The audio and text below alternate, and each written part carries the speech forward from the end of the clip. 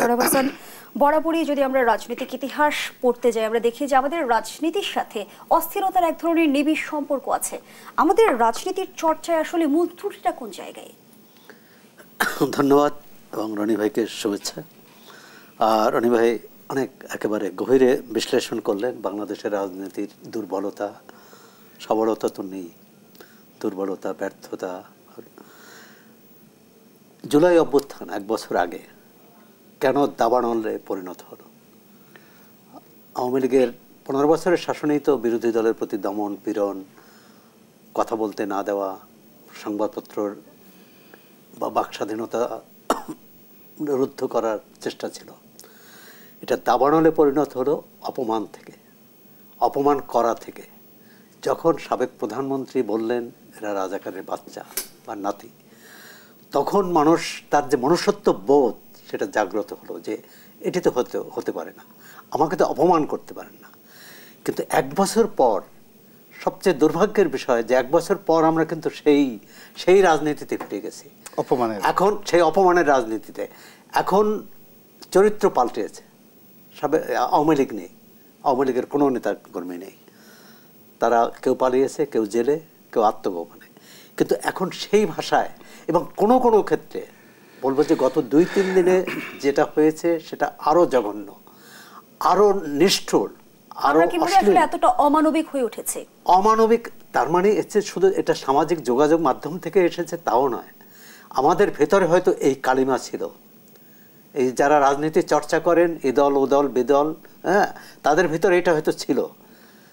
তারা এতদিন একটা মুখোশ ছিল ভদ্রতার, সেই ভদ্রতার মুখোশটা খুলে পড়েছে বা তারাই খুলে ফেলেছে। না হলে একজন রাজনৈতিক দলের একজন নেতার সম্পর্কে, শীর্ষ নেতার সম্পর্কে বা যে কোনো একজন কর্মীর সম্পর্কে এরকম কথা বলতে পারে? আবার তারাও পাল্টা বলা শুরু করেছে। রনি ভাই বলছেন কে ভুল করেছে, বিএনপি ভুল করেছে না এরা ভুল করেছে, সেই বিতর্কে যাচ্ছি না। আমরা কি এরপর মুখ দেখানো সম্ভব? জাতীয় ঐকমত্য কমিশনের বৈঠক হচ্ছে, সেখানে এই যে রাজনীতি মাঠে যে ভাষা ব্যবহার করলো, এরপর তারা এক কক্ষে বসবে কীভাবে?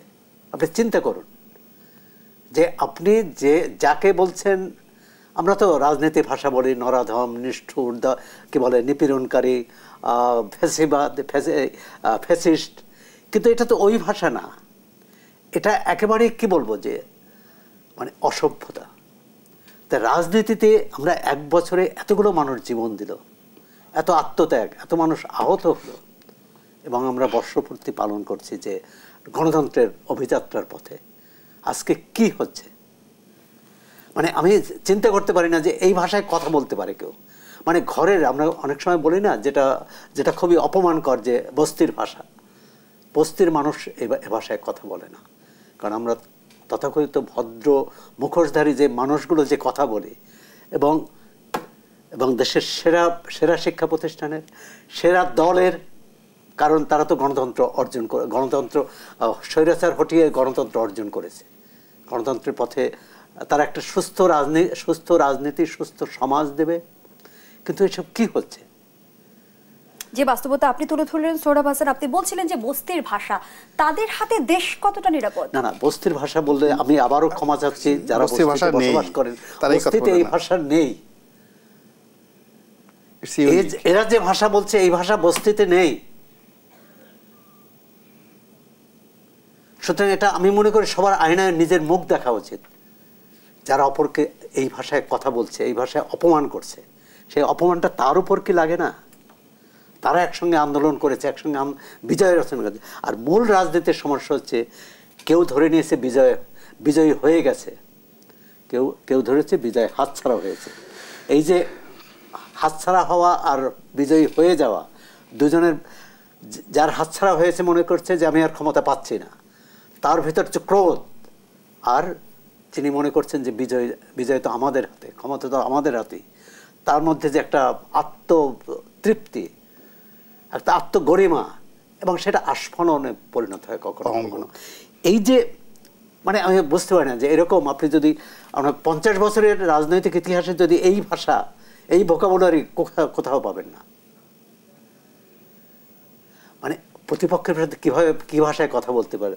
বঙ্গবন্ধু ৭ মার্চের ভাষণের আপনি চিন্তা করেন, বন্দুকের মুখে মুখে দাঁড়িয়ে, অস্ত্রের মুখে দাঁড়িয়ে তিনি তার যে প্রধান প্রতিপক্ষ ইয়াহিয়া খানকে কি বলেন, কি বলেছেন? ইয়াহিয়া খান আপনি দেখে যান বাংলার মানুষকে কিভাবে হত্যা করা হয়েছে।